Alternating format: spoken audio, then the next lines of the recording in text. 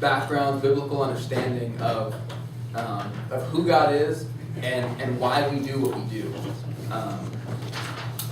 This sort of half of it, sort of post break, is a little more like, okay, so if that's what a worshiper is, and if that's the kind of worship that God has freed us to do, then what?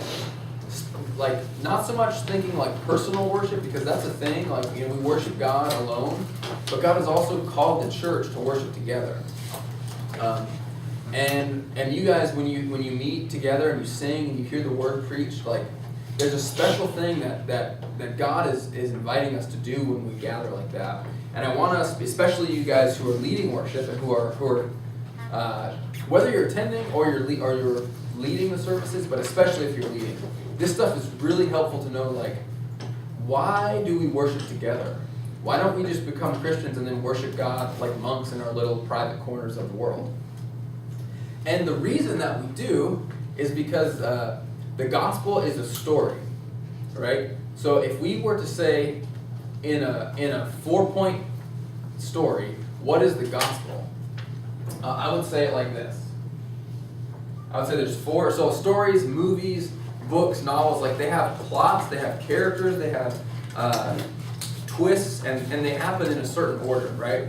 Like, I'm trying to think, like if any of you guys read like the Narnia stuff, like, there's a certain order that things happen, and if, like, I don't want to spoil it, but if Aslan comes back and, like, does whatever awesome stuff he does at the beginning, it doesn't make as much sense as if you hear the whole story. As if you hear, like, what's really happening in Narnia, like, at the beginning. How did they get where they are? Like, if things happen out of order, it doesn't make much sense. But good stories are told the right way, right? So when we gather, we're telling the story of God. We're telling the story of the gospel. And the gospel story, if I could break it down in simplest terms, is this. 1, God creates. Sin destroys. Jesus saves. And Jesus sends. So if anyone ever says, hey, what's the gospel? Tell them 4 quick things. God creates, sin destroys, Jesus saves, Jesus sends. Okay? So, like, that's pretty broad, pretty vague. Maybe the biblical concept behind that is creation, fall, redemption, and restoration. So we can walk through the Bible, and we won't because we don't have time, and we could see, Genesis 1 and 2, creation. Genesis 3, we see the fall. All through, from Genesis 3 up until now, and until Jesus returns, we're in this phase of redemption where Jesus is redeeming the world.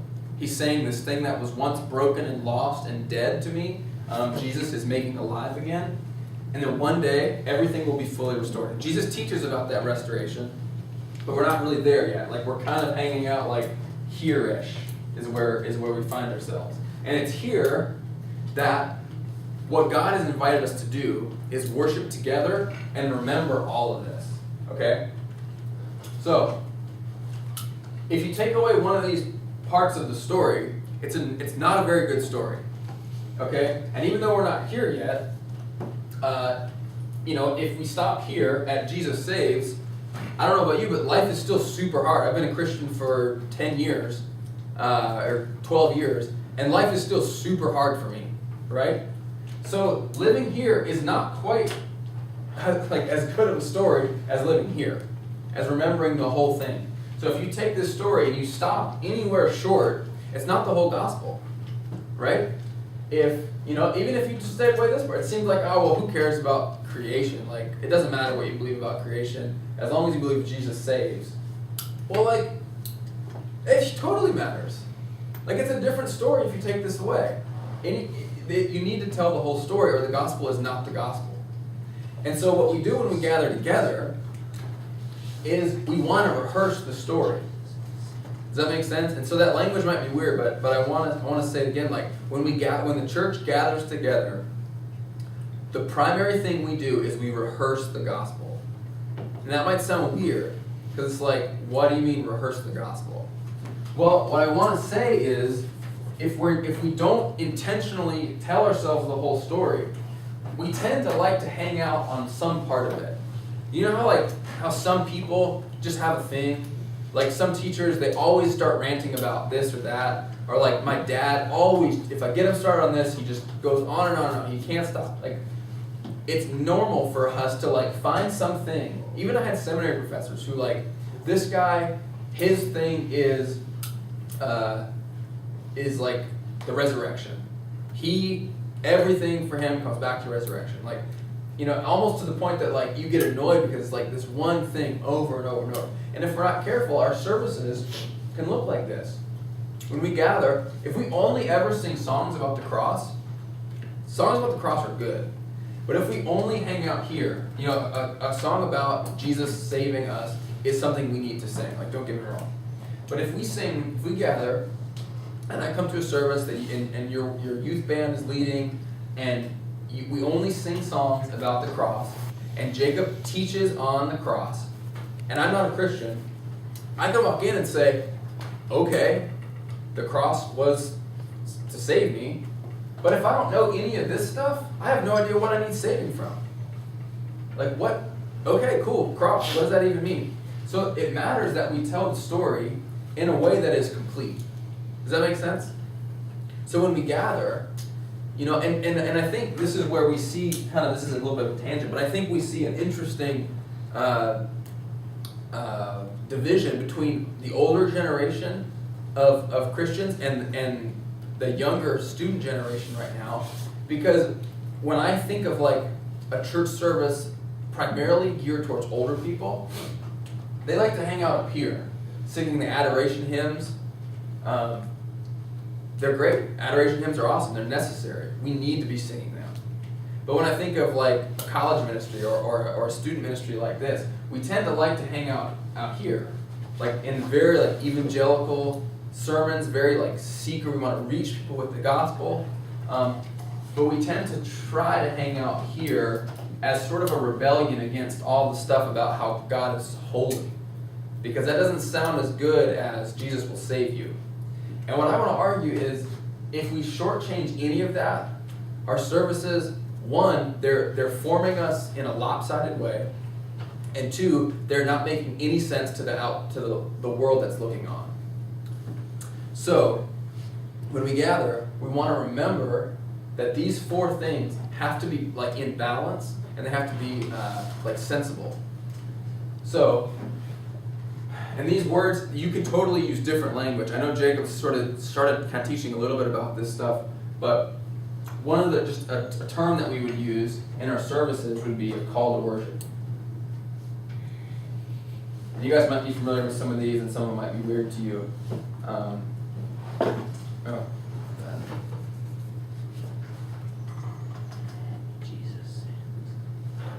Sorry, my writing's terrible. If you want to know what something says. Could you write it in English? Is that all right? Yeah. Okay. I'll try.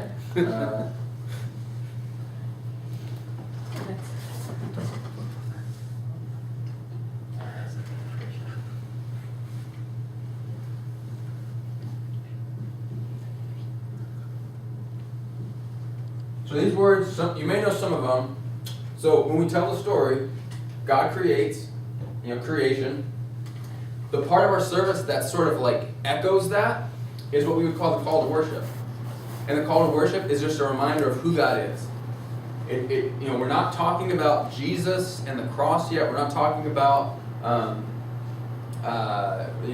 redemption in heaven yet. We're talking about sort of who God is. We want people to be reminded. We want Christians and the church to be encouraged that no matter how you come into this service, we want you to remember that God is faithful, or God is holy, or God is a God of love. So we're not narrowing in too much on like the specifics of the story. We're just saying as a general kind of call to everyone who's here, like, this is who our God is. Don't forget this. And then we move on. Like we move on to the next part of the story. Sin destroys. We echo the fall. And that's where we have a place where we confess our sin. The best way to highlight in my life when I think of what's the best way to remember that sin destroys? It's for me to look at my heart and see the way that sin has destroyed me. And to confess that to God. Then we go on, like Jesus saves, the assurance. That's where a lot of the songs that we probably know and love would fall here, where we sing this assurance. And then Jesus sends. That's where we have, what we probably would call a greeting time now. Historically in the church, the greeting time was called passing of the peace. And if any of you guys have any family who's Catholic or have any roots in the Catholic Church, or any other more liturgical formal services, you'd know this as the passing of the peace. And what they would do in these services, and it's really a cool thing, I wish more churches would get back to this, is they would say, the pastor or the priest or whatever would say peace be with you, and then everyone would echo back, and also with you. And then you would actually extend that peace to your neighbor. So I would shake your hand, and instead of saying, hey, I'm Joel, I would say peace be with you. And then you would say, and also with you. And what we're doing in that little exchange is not just a formality, we're actually echoing hey, I want you to remember that God is at peace with you because of the work of Christ. You have peace with God, and you have peace with me. And so what we're doing is we're extending a reminder. And essentially that's what all of this service is. When we gather, we remember the gospel story. So, I say all this because what I'm trying to get at is that whether we do this very formally or very informally, the point of us gathering together is not just to sing the songs that we like, or not just to hear the sermons that we like, or to any of those preference things. What we're trying to do is we're trying to put ourselves in a place with other believers where we can all remember the full story together. And it's a little tangent here, but I think the reason that this matters so much to me is because everyone comes in to a service with very different feelings and motivations. Some people had a great week, some people had a terrible week. Some people are just on cloud nine because some great thing just happened in their life. And some people are down in the dumps because they're depressed, their family's going through hard stuff. You don't know where people are at, right? And what you want to do is not just dump on them what you think they need. I think people need to hear this.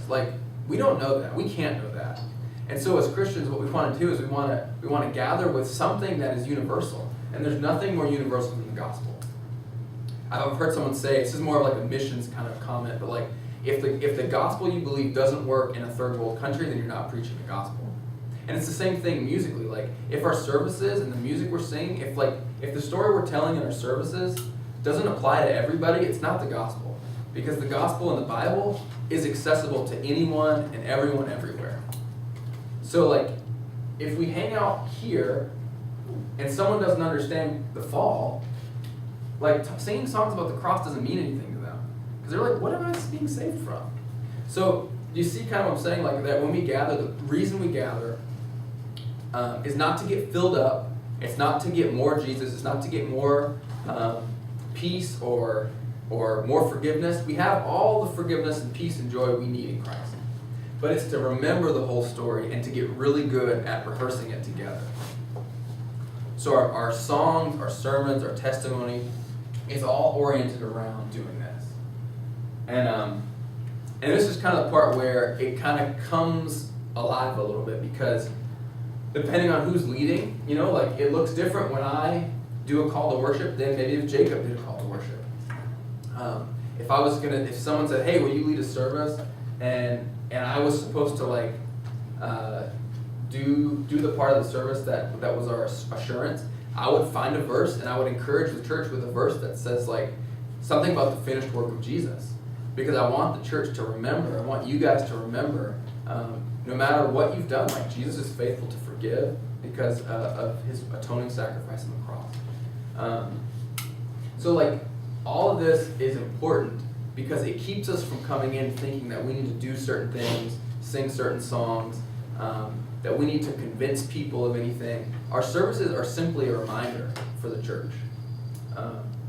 That's why we participate in singing, praying, taking communion together. All these different parts of our services are helpful because we don't need them to save us again. We don't need them to fill us up anymore, but we need to be reminded because we come in with like all the junk of our week every time we gather. And this helps us sort of make sense of it. Is that making sense to you guys? And so if this is kind of what our services should look like, what we're really saying is like when we gather, remember the gospel and don't leave any parts out. That's kind of what we're saying. And I know people are probably going to start trickling in to like pick you guys up, and we keep talking a little bit because in this, what I want to get at in kind of closing is like, I'd like to know like where are you guys at like in terms of like leading a service, like if any of you guys are leading here, leading the music and stuff. I'd like to be able to like help you guys kind of get some tips for doing this better, for understanding like what is it that we should be doing when we gather. Like I know this makes sense, we tell the whole story, I get that, but like practically what's helpful. And Jacob, you may be able to kind of guide me through this, but I also like to open it up to you guys, like any questions about like even something as simple as like why do we sing, like what, you know, like just any kind of questions you have about like how you can do this in this ministry, like what goes on in this building. I would love to hear like, you know, 6 months from now Jacob call me and say like, dude, our services are so rich with the gospel. Our kids are like leading the full gospel story well. They're like, it's just a, you know, like I would love to hear that, and part of that takes work. It takes a lot of work on your end of like leading in that. And so I don't want to just like throw out random stuff unless it's just kind of dead action out there. But like I want to know like what do you guys feel like where are your questions at about like what you need or what you kind of want to know more about to sort of take where you are now, which I don't know, and get to a place where like you're thinking about sort of the full gospel picture. How can we tell this better when we gather? Does that make sense?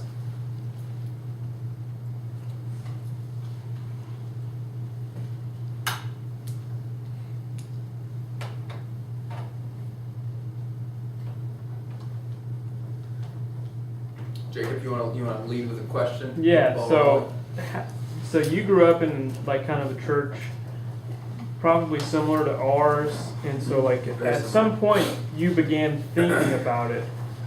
Like how long ago was that, and then like what has it looked like to get to where you're thinking about it a little bit better, maybe? Yeah. So I you know, not to.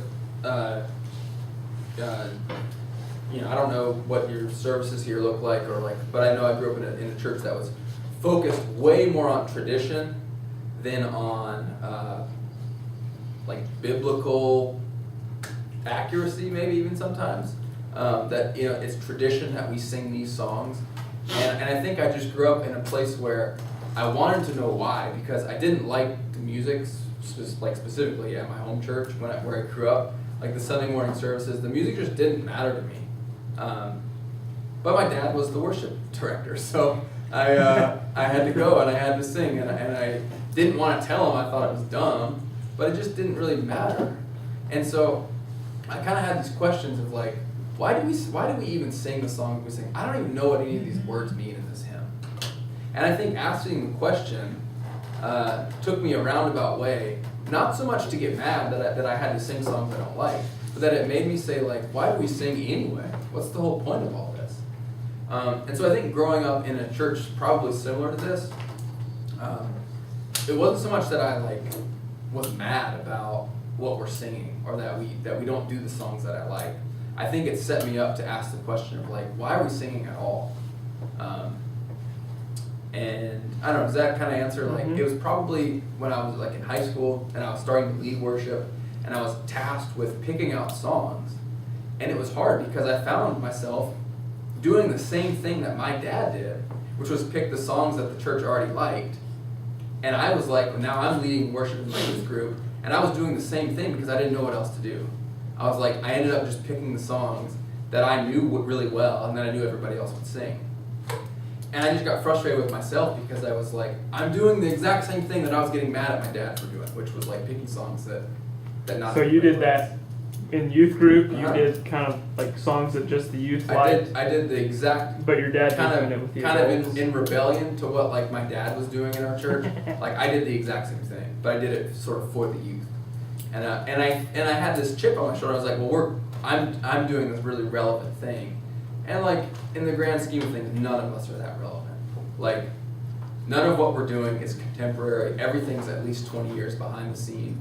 Like, you know, we listen to the radio. Our music in church doesn't sound like it's on the radio. It's not contemporary at all. It's always about 15 years behind. So I would say, like, for me, it was like realizing that what I'm doing is the exact same thing that I was mad at everybody else doing, which was just not being thoughtful. And instead, God totally, I didn't do this on my own. Like, God brought people into my life who could teach me, you know, what does it really look like to thoughtfully pick out songs? To not pick a song because it's cool or because I like the way it sounds or because it connects to the people I'm leading to in and of itself. Those are good reasons. Like, it's good to play songs that people like. It's good to sing songs that people know. But if those reasons are standing on just themselves as the reason, it's probably not good enough. But picking a song because it fits into what you're trying to communicate as a whole. Like if I pick a hymn for the sake of picking a hymn because I feel like I should, that's not a great reason. But if I throw a hymn in the set list on a Wednesday night service because what I really want to do before I get to Jesus's, or before I get to like a confession, I want to remember who God is, then that's a great reason to pick a hymn. A hymn that talks about the majesty of God, how he's so transcendent above this earth, is a great reason to pick a hymn. The same way, like if I feel like, you know, I want to lead our church in the confession of sin together, you know, it's wise to pick a song that talks about sin, that talks about like honesty and sin before the Lord. Not a song that talks about like celebrating God's goodness. Because that's not the right time for that. That's not the right place. So getting good at being thoughtful, I think, is where that kind of changed for me. Yeah. So what else? Like even you know, like I don't know, what should we do with the rest of the time? We can do some Q&A or. I was gonna say, you know, you broke down those elements of, you know, the story of Jesus. Some of you guys, especially in worship band, know, you know, Jacob and I and some others, we've created liturgies for each week to do our services, and it's based on, you know, the call to worship, confession, Right. assurance, and peace Cool. and benediction. And so, Yeah. we really try to plan out our Wednesday night services based on those 4 elements. Cool. Yeah. Have any of you guys noticed that at all? Like that we do that? Yeah, and there's nothing like special about like a liturgy Yeah. or like, because even if you're not like a liturgical service, you have a liturgy. A liturgy is just a script for worship. You know, if it can be, sometimes it looks very informal. Like I've been to some like more charismatic Pentecostal services where it's so informal that they don't even know what they're about to do next. Where it's that informal. And I've gone to a Catholic Mass where it is, they know a year ahead of time what they're gonna read on what day. Like it's very structured. And so we're not saying here is that there's a formula for services that works and a formula that doesn't. What we're saying is like, it's so helpful to people. It's helpful to me, it's helpful to everyone to hear the whole story. Because there's nothing worse than like being told the same thing over and over when it doesn't help. And what Christians need, the reason that God gave us this gift in the church, is because we help one another make it through this life rejoicing in the fullness of the gospel. And if all we do when we gather is sing songs about the cross, like we're gonna grow lopsided and we're probably gonna become very like phony people because we never have a rhythm of confessing sin together. So we're gonna grow in our knowledge of God, but we're not really gonna grow so much in our like ability to be honest with each other. which is part of healthy Christian community. If we never touch the hymns, we're probably never going to really grow in a sense of awe and wonder about who God is. And so what we want to do is if I really love you guys and I'm trying to lead you, and I know Jacob feels this way about you guys, if I really love you, I want to lead you in a full picture of the gospel. I don't just want you to get saved. I want you to know God fully. You know what I mean? Like, I don't just want you to like believe Jesus enough not to go to heaven and not go to hell. I want you to know God really personally and really well. I want you to like know what His Word says. I want you to know what He's like. I want you to know and have the skills to like confess your sin to Him. Because it's hard to confess sin to God. It feels weird. It feels weird to like look at your heart, see what's not good in there, and say it. Like to either pray it silently or even to confess it in front of other people. Like it's weird.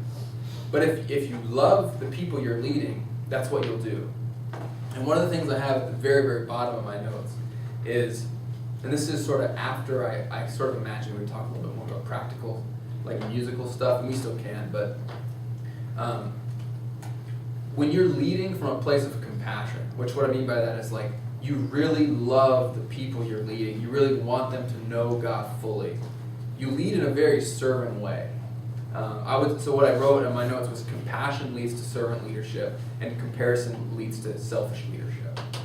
So when I'm comparing my service, if I'm like leading, if I was up here with an instrument and I was about to lead you in a service, and I'm driven by comparison to like another church, another band, another denomination or whatever, my leadership is going to be real selfish. Because what I'm doing is I'm playing songs that make me feel like I'm as good or better than like some other band or some other church, or that, you know, we have all these lights and videos and stuff which makes us feel like cool. We're comparing ourselves to other ministries or other environments, and that causes you to lead a very selfish type of way. But compassion leads us to serve with like humility, and that's the thing that matters the most. Like, if I'm humble, then I'm going to lay down some of my preferences musically for the sake of you guys being fed the full gospel. I may say, well, I love this song, but it's just not really the right one for this night. And we don't have to do it. Even though it's cool, like there's a better song that I think will communicate this more fully. And that's humble. Like that takes a lot of humility. But that's the kind of leadership that I feel like the gospel really moves through in a powerful way.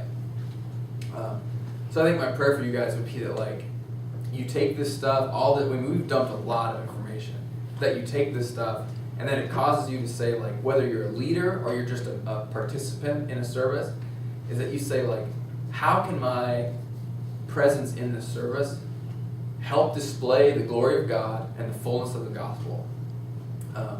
And a quick side note, even if you're not leading,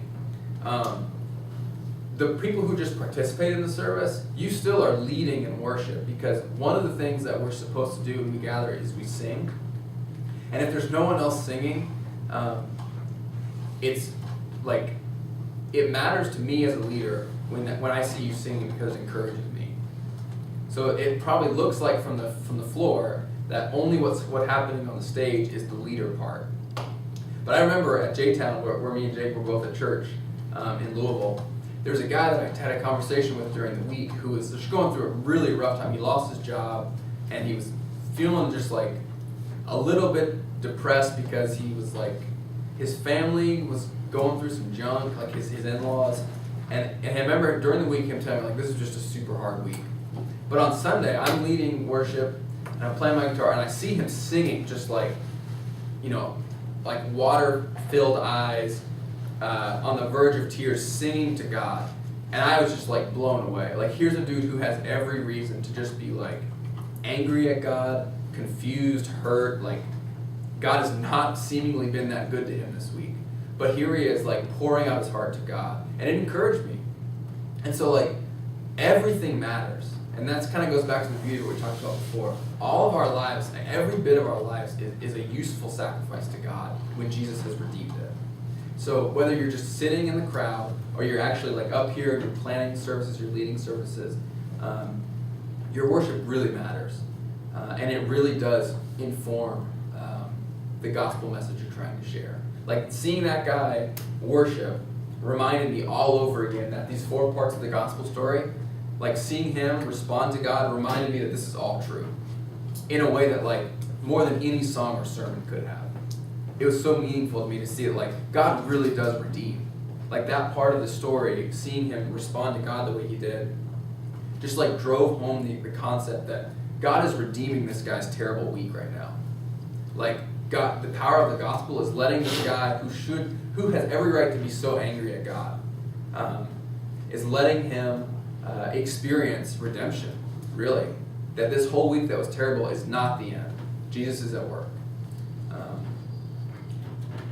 And everything from like practicing instruments to taking voice lessons, it all helps that, but it doesn't make or break that. And that's kind of what like, wherever you're at musically, like it fits that same category. Like everything we do, God can use.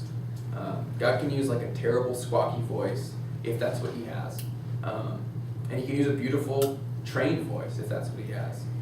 And so I kind of got on a little tangent there, but like, yeah. So what are you guys thinking of? What's resonating with you? What do you want to comment on? What do you want to ask?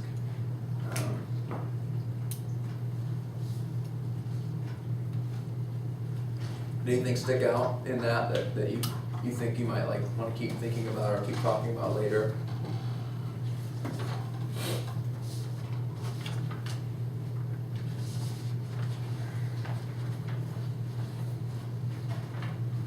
I think they understand everything you said, and it's all sunk in, and they don't have any questions.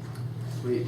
I'm just kidding. You guys are ready to write a master's thesis? Is there anything, maybe like as a bunch of young musicians and vocalists in here, that's like a practical, as a teenager, how can I get better at just the practical, like playing music? Is any of that? Are you guys thinking about any of that? Like, do any of you guys have a desire to do worship ministry or to lead worship? Or are you just like, don't see yourself doing any of that? Because I know a lot of music, I know a lot of like band people. I know there's not typically, typically we worship with marching band, but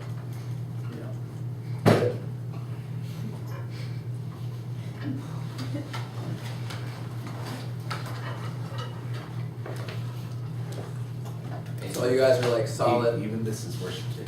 Solid session. Like I guess level what I'm players. thinking is like we've been doing stuff on Wednesday, and I want us to get better musically as well as like the why we do it. Right. So like, what would be some tips for us to grow as a team for what we do on Wednesdays? Yeah. I mean, it probably sounds a little trite to say practice, but what I mean by what's that first thing is practice. What I mean by practice, I think, is 2 things. It's one,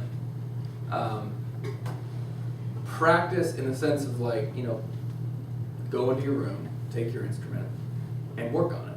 Like practice. But also, take your craft seriously. You know what I mean? Like,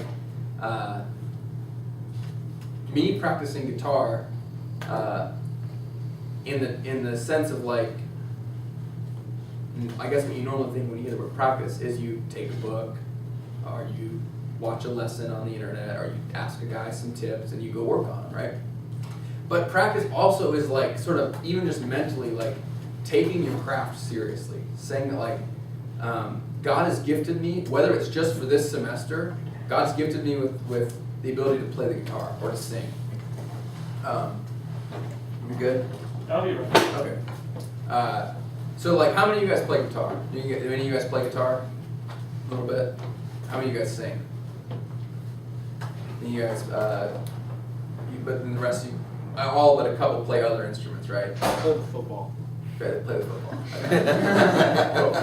And honestly, again, because we talk about like all of life is worship, even though we're talking like musically and gathering, football's not one of the sacraments, so like we don't do that when we gather. But there's still a place for it in all of life is worship kind of concept. So like, whatever you are right now, whether you're a guitar player, you're a singer, you're a a drum major, you're a football player. Like, take your craft seriously. If God's given you a gift to do something, don't just practice in the sense of like, I have to get better, I have to get better. Honing your craft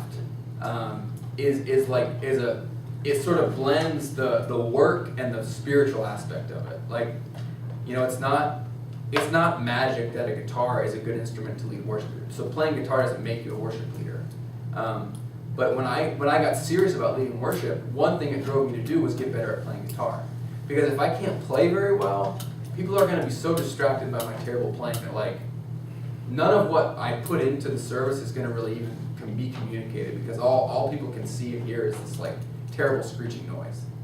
So take your craft seriously, which looks like music lessons. It looks like just being trained as a leader. Like, how do I talk to people in a way that I don't say every other word? You know, taking seriously, like when I'm leading worship and I'm trying to read scripture before people, if I don't practice reading in front of people, then what I'm going to do is say, let brotherly love continue. Do not neglect to like, that's hard to listen to. It's hard to follow. It doesn't mean God can't use it, but it means if you want to take seriously leading, that working on that and even just practicing reading scripture is helpful. So I would say a lot of that, you know, how can we get better as a worship band? How can we get better as worshipers of God? It's just practicing worship. So in your rehearsals, you know, if you have scripture readings or liturgical, like written call and response kind of things, going through those in rehearsal isn't a waste. It's helpful. You know, a lot of times in practice, a band will like run through songs and be like, and then someone will pray, and then we'll play this song. Well, like, maybe that someone could practice their prayer, could like actually practice saying the things they're going to say. So when they get there, they're not like fumbling through it. I don't know, little things like that. They seem unhelpful, and it seems a little useless even to practice reading this thing that's on paper right in front of me. I don't, you know, but practice worship, both in private and together. You know, if you are worshiping God at home, singing songs to the Lord, and like praying to God in private, it'll probably also really help your public worship, your corporate worship at the same time. So practice, but don't just practice music. You know, practice the Word, practice reading Scripture, practice the spiritual disciplines that will let you be more present when you're here in a service. And the last thing, I don't know if it's on your sheet or not, the last thing that I have, and this sort of goes in hand with that, leading from compassion or leading from comparison, is I would just say work hard and be satisfied. And what I mean by that is, don't be satisfied with sloppy work, but work hard and then be satisfied. And so what I mean is practice, do your best, work hard, like hit the woodshed on your instrument, hit the woodshed on your voice, get an iPod full of vocal coaches or whatever, where you have exercise that you sing with or something. Get better, work hard, but at the end of the day, be satisfied knowing that like this service doesn't hinge on me. If I miss this note, if I play these chords wrong, it doesn't matter. And it's a delicate balance where we work hard, we try our best, but we're not crippled when we fail. Because if we're so crippled by failing at a song or failing at a reading or failing, even Jacob failing at a sermon, if we're crippled by that, I think what that shows us is we're driven by comparison more than compassion. At the same time, working hard is a sign that we're being motivated by compassion. Because if I love you guys and if I really want this story that we talked about to make sense, then I will work hard to tell it well. I'll work hard to tell the story in a way that you'll understand. It's like if you go to another country to be a missionary, the best thing you could do is learn the gospel in a language that they can understand. You know, you could try to communicate with pictures and hope for the best, but the best way, the most loving thing to do would be take the time to learn their language so you can tell them. And that's what we're trying to do in this setting too. It's like, if you love the people you're leading, it should drive you to work hard for them.